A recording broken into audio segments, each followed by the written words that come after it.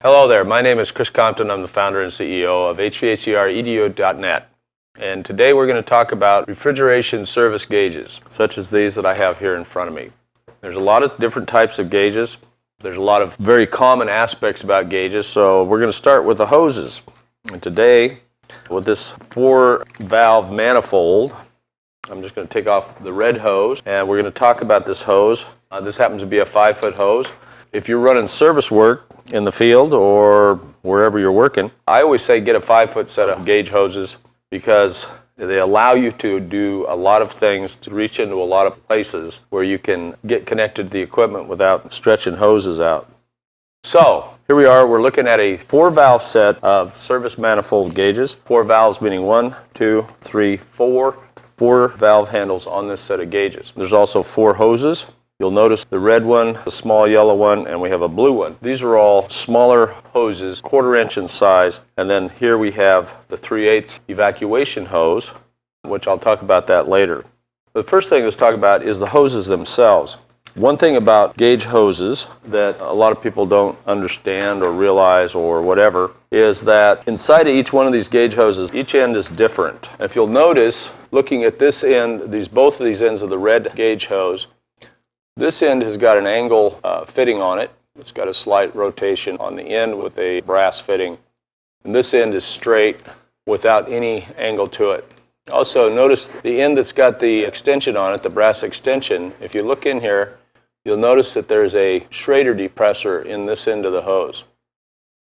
This end of the hose has no depressor whatsoever. So the story is, this end of the hose goes to the equipment. Perhaps a Schrader valve or service valve or something like that. That's why the Schrader depressor is there. This end of the hose goes to the gauges themselves.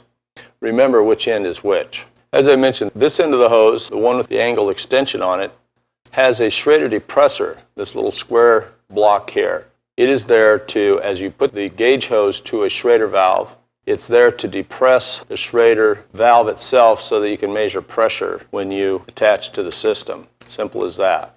Another thing to know about your gauge hoses is if you'll notice this end here, I've got a little black ring in there. That actually is your gauge gasket. If you notice this one, I've removed the gauge gasket already. Here it is. You can see it's got a flare to it where it was inserted into the gauge hose. Recognize the fact that these hose gaskets, they actually wear out over time, and you can get new ones to replace them with. This is the primary seal on this gauge hose. When they wear out, and they will wear out over time because they are compressed time after time after time when you put your gauges onto a fitting and take them off and so on, they will get compressed, they will get hardened, and then it's a potential leak. So all you have to do is stop by one of your wholesale house places and you can buy a package of gauge hose gaskets and just keep them on hand and you replace them whenever you want. You have to dig them out with a little screwdriver or a pick or something, but they're easily replaced. Another aspect of your gauges is, unless they're on a piece of equipment, you always keep them attached to the block on the back here. Every set of gauges out there has this connection point on the back of the gauge set or some type of thing to blank your hoses off. You need to keep your hoses blanked off. This keeps them clean, free of moisture and everything else. As soon as you take this end of the gauge hose off of a fitting or off of a system, then the very next thing that happens is this goes to this blank off point where you can keep the inside of the hoses clean. Without question, this is where they go. On your gauge hoses, again, they are color coded. It's pretty straightforward. The blue hose is your low pressure hose, blue for cold in the refrigeration cycle.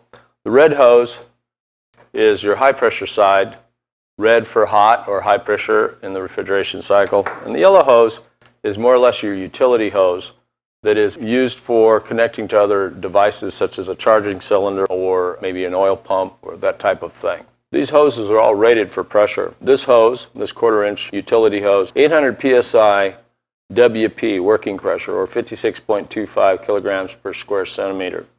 All right, or 4,000 psi bursting pressure, 281.29 kilograms per square centimeter. Make sure that you don't exceed those type of pressures.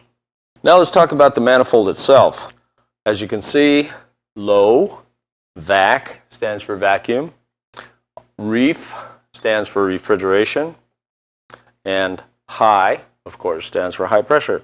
All color coordinated, blue for cold, red for hot, vacuum, whatever, black, yellow, refrigerant, etc. Okay. One thing I want you to understand about these manifolds, just like we talked about the hoses, is just about anything on this manifold is serviceable, repairable, replaceable, etc. I'm just going to take off this particular valve, the low side valve, out of the manifold itself. Just unscrew it here. Up, parts fall out. Here's a disc. Notice the inside of this thing is fairly simple. It's got a valve that is compressed by the gauge handle.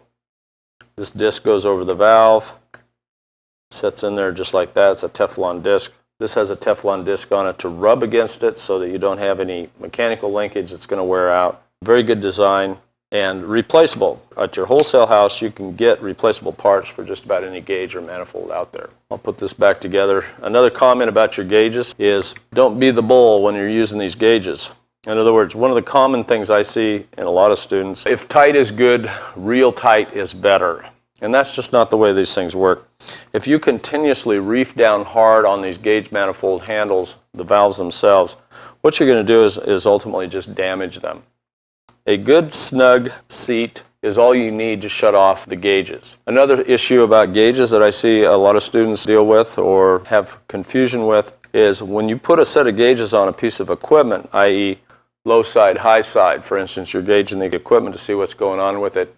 Make sure always when you attach a set of gauges to any piece of equipment, make sure that all the valves are closed. You do not put manifold gauge on a piece of equipment with the valves open. It's going to get you in big trouble real quick when you do that. The gauges themselves, these are really well done. They've got a cushion gasket around them. These happen to be analog gauges, board and tube type. What you're going to see in the field more than these anymore will be digital gauges, and I'll be demonstrating a set of those as well. So what about the handles?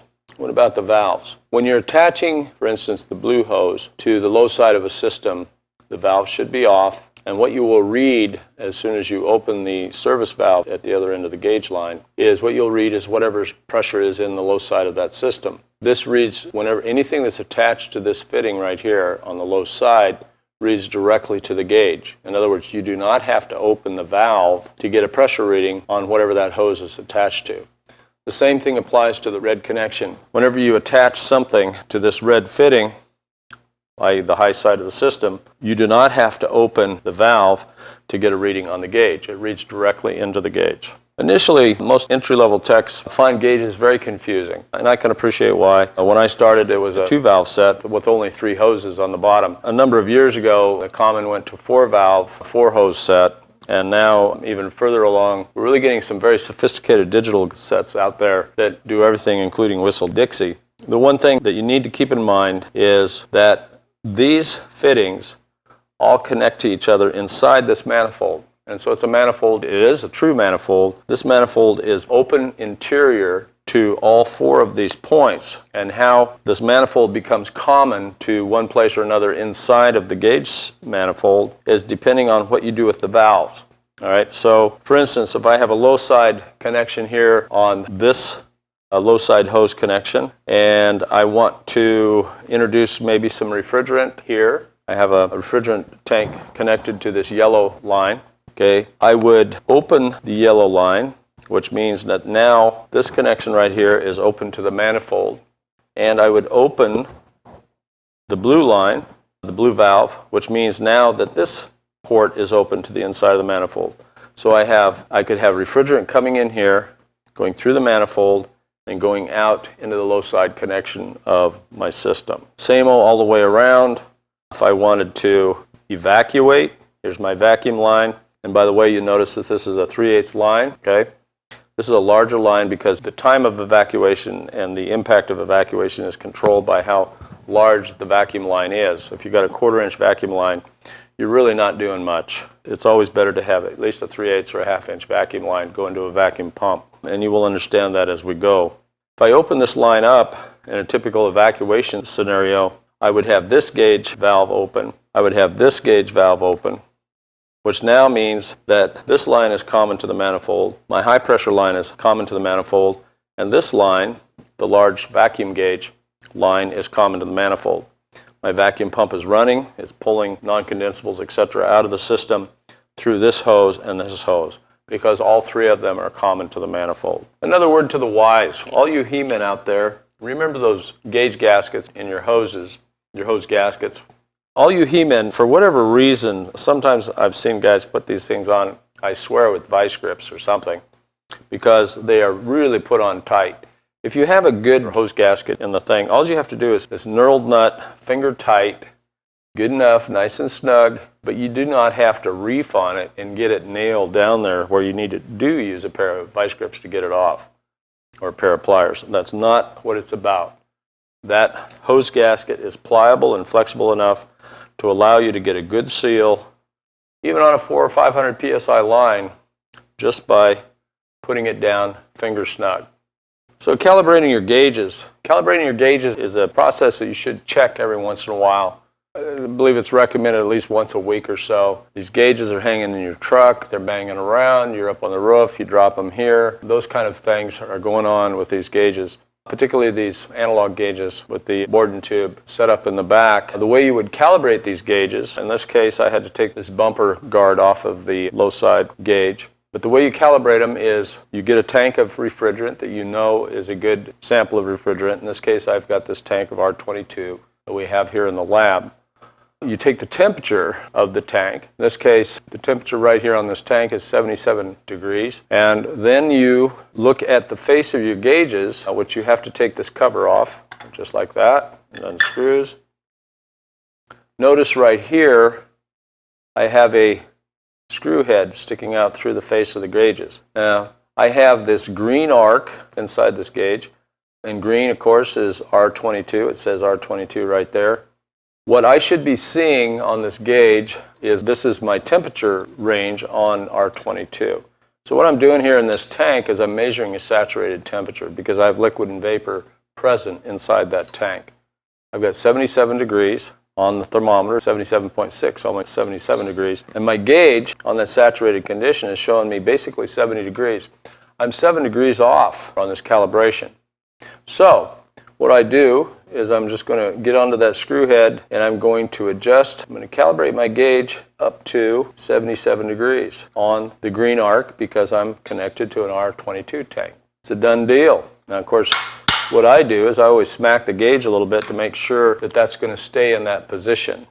I've got it set. I'm now at 77 degrees on the green arc, 77, 78 degrees there. I've got an accurately calibrated set of gauges, the low side. What is the recommended practice is that when you calibrate your gauges, that you would calibrate it in a temperature range that you work with on a regular basis. In other words, if you're an air conditioning tech doing a lot of air conditioning work, I would calibrate my gauge on a tank of R22, or I would calibrate my gauges on a tank of R410A. Those are the two air conditioning gases. If I was working refrigeration, maybe 407, another refrigeration gas, those kind of things. So you always try to calibrate your gauges to the pressure and the refrigerant type that you're expected to work with on a regular basis.